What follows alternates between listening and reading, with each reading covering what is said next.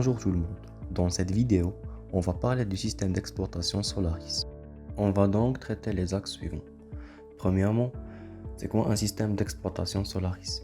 Deuxièmement, on va montrer quelques commandes. Et finalement, on va faire un tutoriel pour montrer la partie pratique. Commençons par le premier axe. Dans cet axe, on va traiter les 4 points suivants. Donnons donc une définition. Solaris est un système d'exploitation Unix propriétaire développé à l'origine par Sun Microsystems. Ce système s'appelle dorénavant Oracle Solaris depuis le rachat de Sun par Oracle en avril 2009. Passons à l'histoire.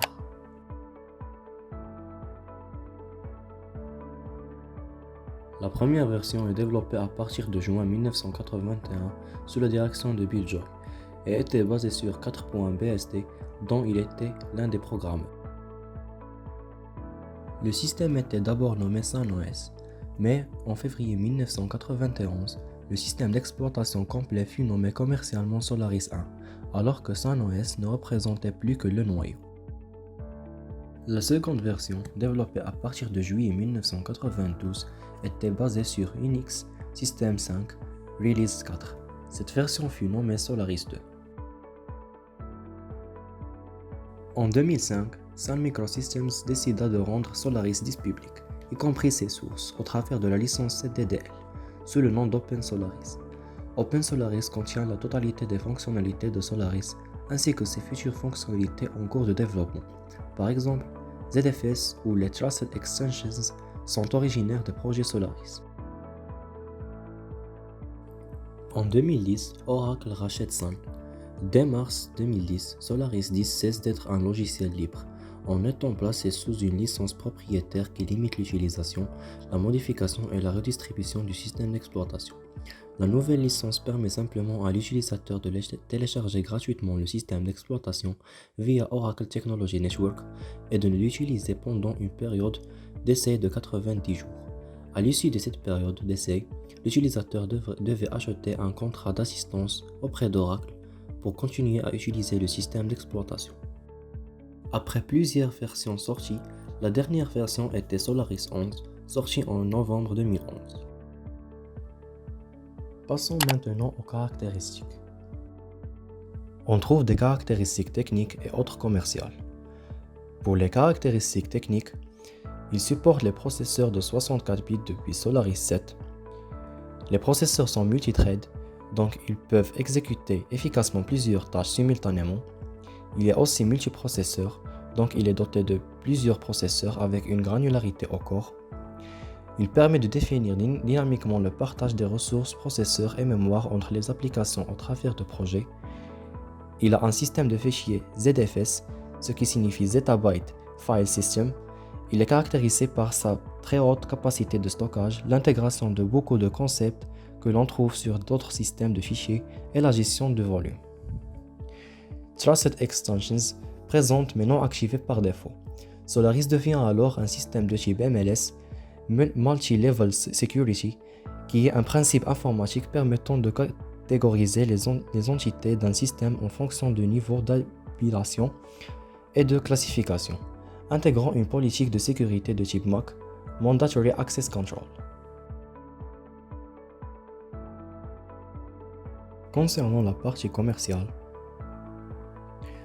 elle a un nombre important d'applications disponibles, la stabilité et la fiabilité, homogénéité avec Linux, disponible sur Spark, Scalable Processor Architecture, désigne une architecture de microprocesseurs 32 et 64 bits de Sun Microsystems qui repose sur un traitement informatique à jeu d'instructions réduit.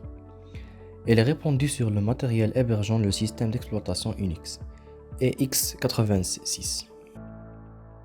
Passons maintenant au quatrième point. On trouve ce tableau qui montre les différentes versions de Solaris et leur date de sortie. Aussi, on retrouve une colonne concernant les versions SunOS. SunOS est un système d'exploitation de marque Unix développé par Sun Microsystems pour les systèmes d'informatique, de stations de travail et de serveurs. Le nom SunOS n'est généralement utilisé que pour faire référence aux versions. Passons maintenant au deuxième axe, dans lequel on va montrer quelques-unes des commandes qu'on va traiter ultérieurement dans la partie pratique. Parmi les commandes possibles sous Solaris, on a choisi les commandes suivantes. Expliquons ces commandes et commençons par la commande name. Cette commande affiche les informations sur le système. On peut l'utiliser avec les options suivantes. Passons à la commande ls. Cette commande permet de lister les fichiers et les répertoires dans le répertoire courant. On peut aussi l'utiliser avec les options suivantes. On trouve aussi la commande find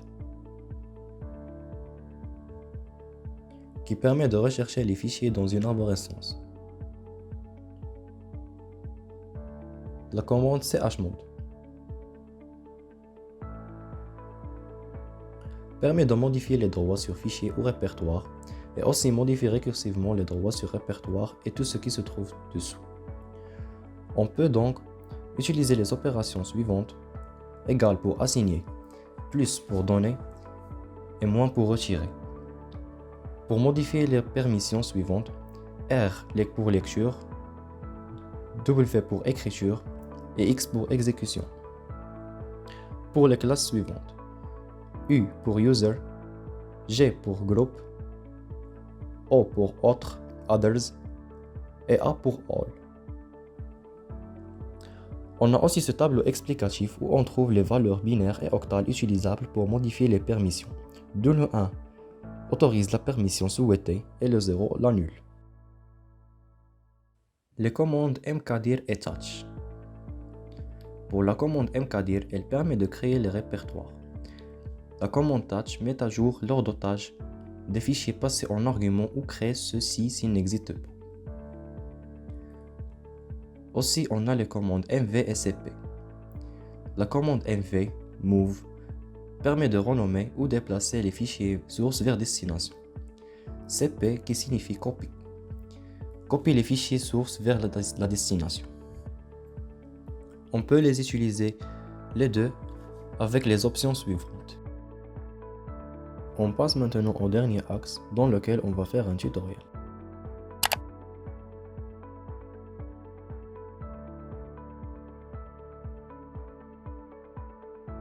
On va débuter notre installation par la création d'une machine virtuelle Solaris sur VM VirtualBox, un logiciel libre de virtualisation publié par Oracle.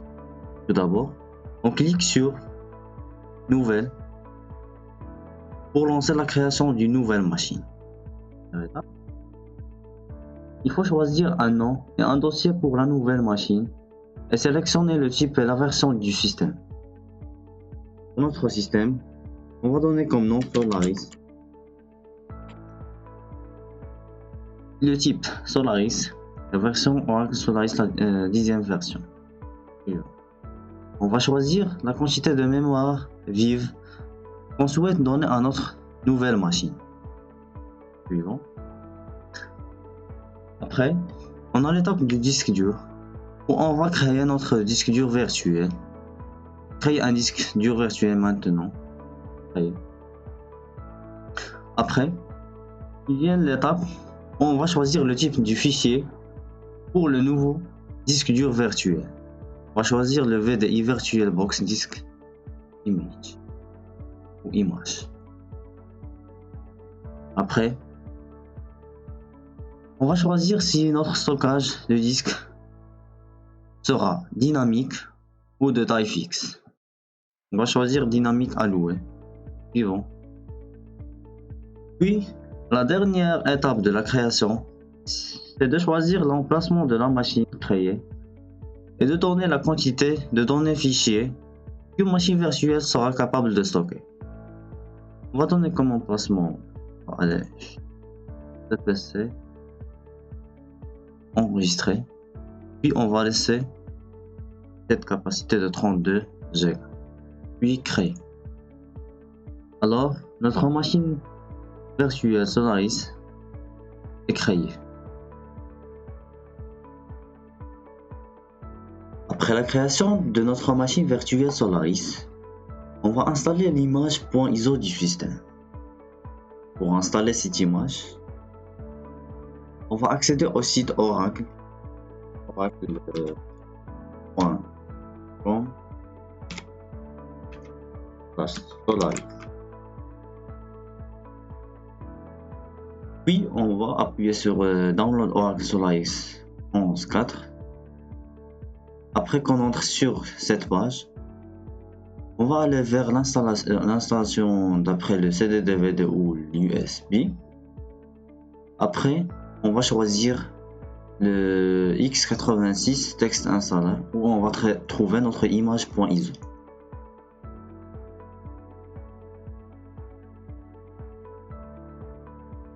Pour installer cette image, on va créer un compte Oracle pour qu'on puisse terminer l'installation. Après l'installation de l'image.iso du système Solaris, on va la configurer sur notre machine virtuelle Solaris qu'on a créée. Pour la configurer, on va aller vers la configuration de notre machine, aller sur stockage, puis ajouter l'image. Puis, on démarre notre machine.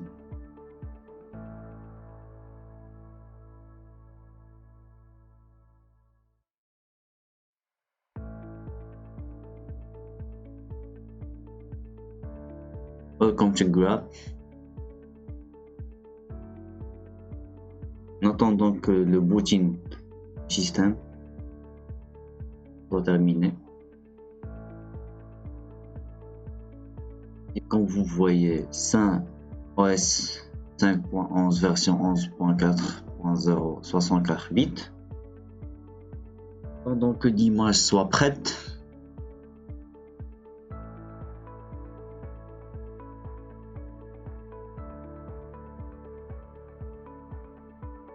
ici on a la configuration du clavier ou USB keyboard. On va choisir le français.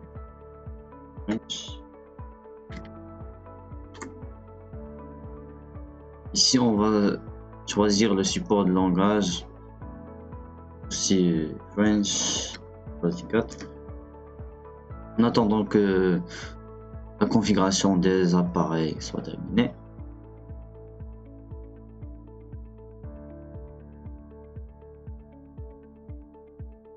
Hostname Solaris.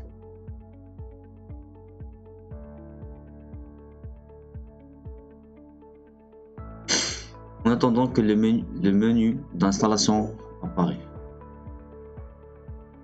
Voici le menu d'installation du système Solaris. On a Install Oracle Solaris ou Install Additional Drivers ou installation du shell ou le terminal type ou les booting system. On va choisir premier installation de Solaris et entrée. Et voilà l'installeur du système Solaris avec un petit manuel à propos comment naviguer lors de l'installation. On appuie sur F2 pour continuer. On trouve ici la Discovery Selection, la découverte du local disk. On va choisir local disk pour continuer. Ici, on va choisir où notre système va être installé. Voilà. C'est le local disk.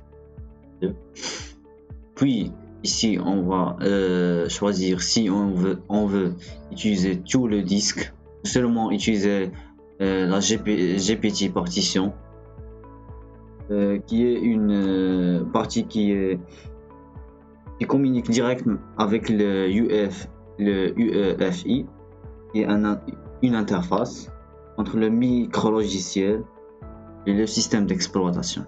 On va utiliser the entire disk. F2 pour continuer. Ici on va donner un nom. On va donner un nom à notre système. On va donner Harry. Donc F2 pour continuer. Ici on va sélectionner le wired networking ou la connexion wireless. C'est une connexion qui utilise des câbles pour connecter les appareils, que ce soit des PC portables, PC bureaux. On va utiliser le net 0. Continuer. Ici, on va choisir comment l'interface de connexion va être configurée. On va utiliser le DHCP pour configurer l'interface. Pour continuer. Ici, on va sélectionner la région qui contient notre time zone. Choisir Africa. Puis ici, on va sélectionner la location qui contient notre time zone. On va chercher le Maroc. Morocco. Pour continuer. Et notre time zone est Africa Casablanca. Pour continuer. Ici, on va choisir le langage support du clavier. On va choisir le français. Ici, on va choisir le langage territory. On va choisir le français.utf8. Sinon, dans fonctionnalité de tous les caractères. Les caractères de code ASCII. Puis ici, on va éditer la date et le temps. Ici, l'année, le mois, le jour, l'heure et les minutes. On les mêmes. Pour continuer, ici on va sélectionner le langage de notre clavier. Et puis on va configurer notre user. On va débuter par le root password. On va donner. Puis on le confirme. Si il demande de donner the real name, on va donner quand même notre fois. Aussi le username, on va donner Harry. Par exemple, on va donner un mot de passe et on le confie.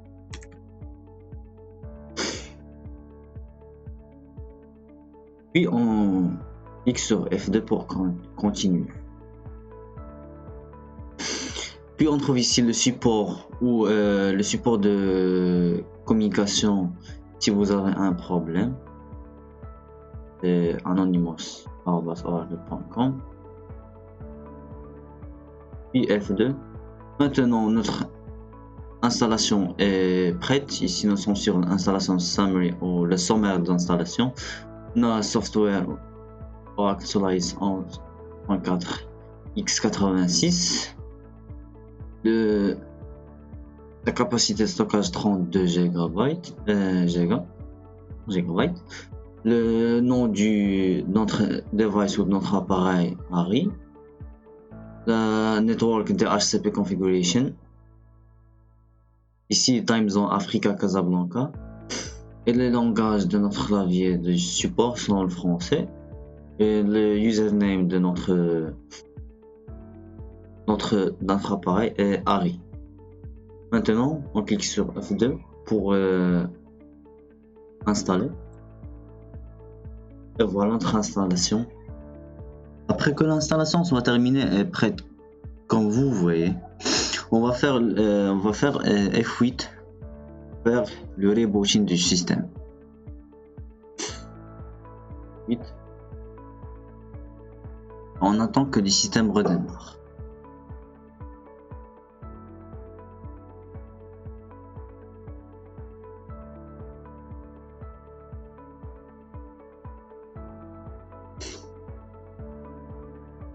Attendons quelques secondes que le système fait le rebooting. Comme vous voyez.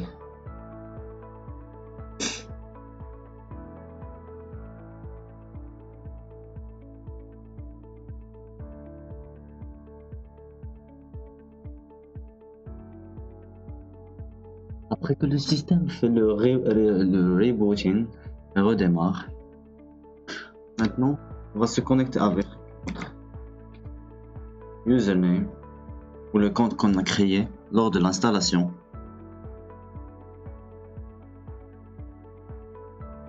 Alors nous sommes sur notre terminal du système Solaris. Vous voyez, on va faire PWT. Nous sommes sur Export from AI. Comme vous voyez maintenant, nous sommes sur le terminal du système Solaris. Pour installer le desktop du système Solaris, pour avoir une interface graphique, on va installer le Solaris Desktop par sudo Solaris.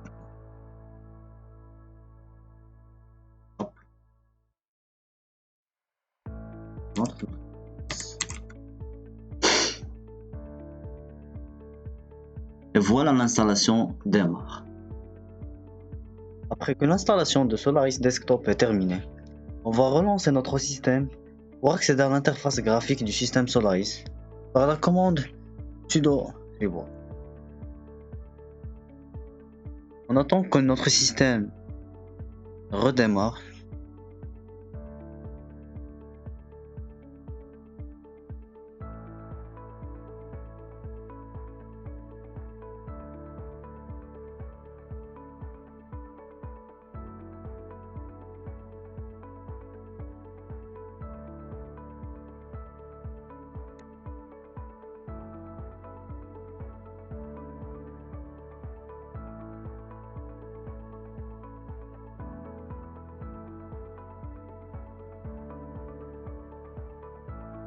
Comme vous voyez, notre système démarre. Alors on va saisir nos informations. Harry. Oui. Le mot de passe.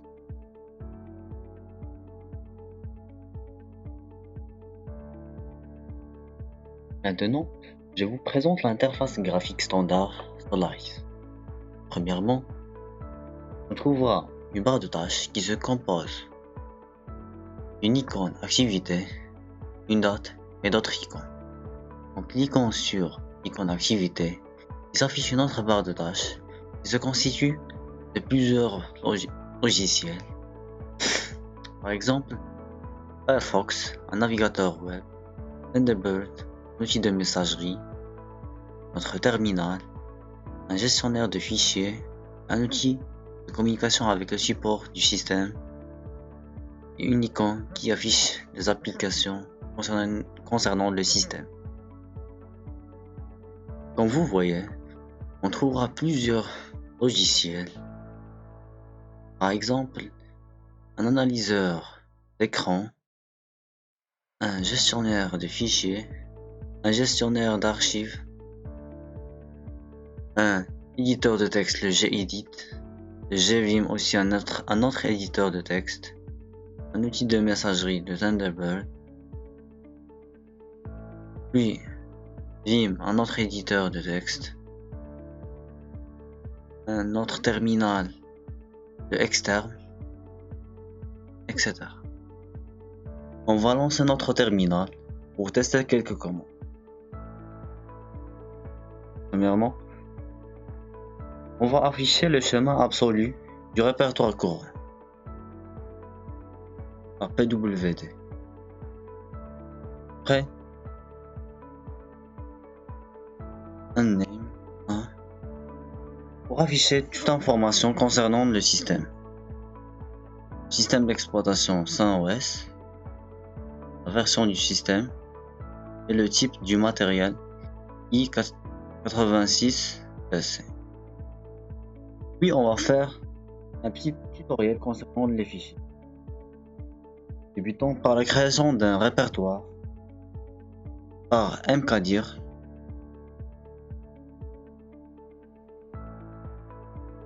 P2. Dans son répertoire, on va créer 200 fichiers. Alors, on va faire cd cp2. Sur ce répertoire, on va créer 200 fichiers par la commande touch.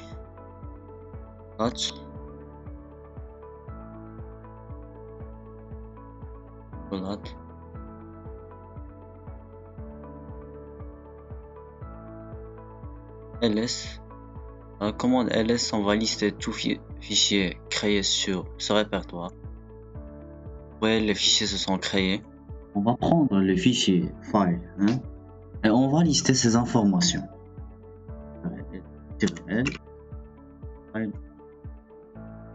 Vous voyez, ces classes n'ont pas tous les droits d'accès. Alors, on va lui donner à toutes ces classes tous les droits d'accès en utilisant la commande chmod en mode octave.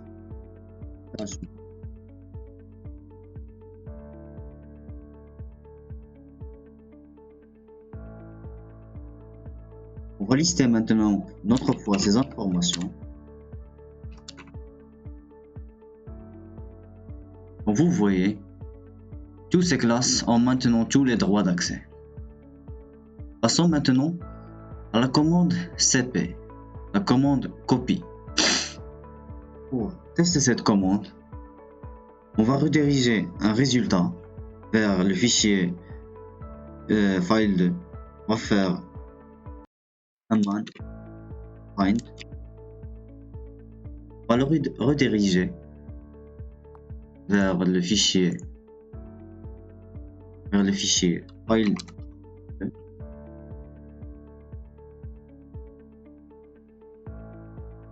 On va faire more file. Vous voyez, on a redirigé le résultat de la commande man find vers le fichier de file2.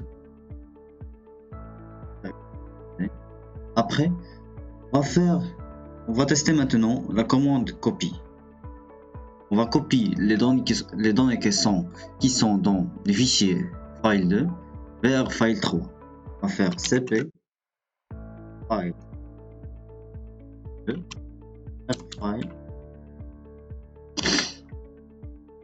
On va faire file. Comme vous voyez, on a copié toutes les informations qui sont sur le fichier 2 vers le fichier 3. Après, maintenant on va tester la commande mv move ou renommer. Pour tester cette commande, on va faire ls, on va prendre le fichier, on va recréer des fichiers sur ce répertoire. On va faire fichier 1.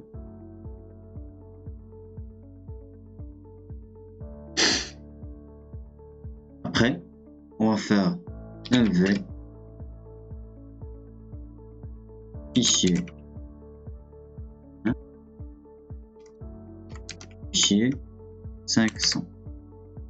Cette commande là va permettre de renommer le fichier 1 par fichier 500.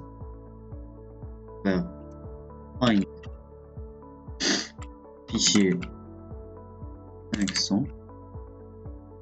Vous voyez, on a maintenant un fichier 500 sur notre on a renommé le fichier 1 par fichier 500. Après qu'on a testé la commande mv pour renommer un fichier, maintenant on va le tester pour déplacer un fichier d'un répertoire vers un autre répertoire.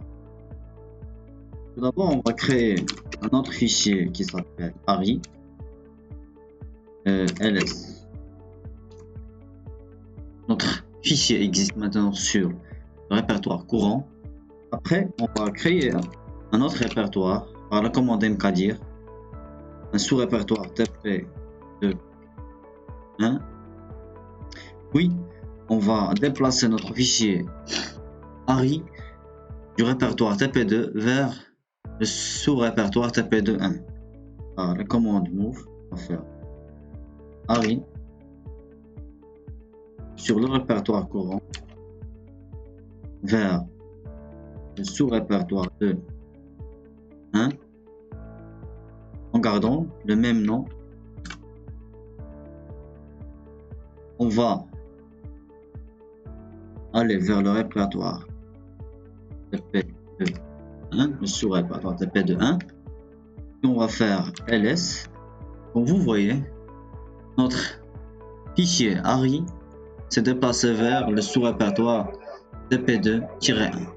Après, on va tester notre commande MV pour déplacer notre fichier d'un répertoire vers un autre répertoire en changeant son nom. Alors, on va revenir vers notre répertoire TP2. On va créer un autre fichier touch. Maintenant, ARI, on va le nommer ARI1. Puis, faire move ARI1 du répertoire courant vers le sous-répertoire TP1 en changeant son nom par ARI2. On va accéder à notre répertoire TP2-1. On va faire ls. Vous voyez, on a déplacé notre fichier ARI1 qu'on a créé sur le répertoire TP2 en le renommant avec ARI2. J'espère que vous avez bien compris et merci pour votre attention.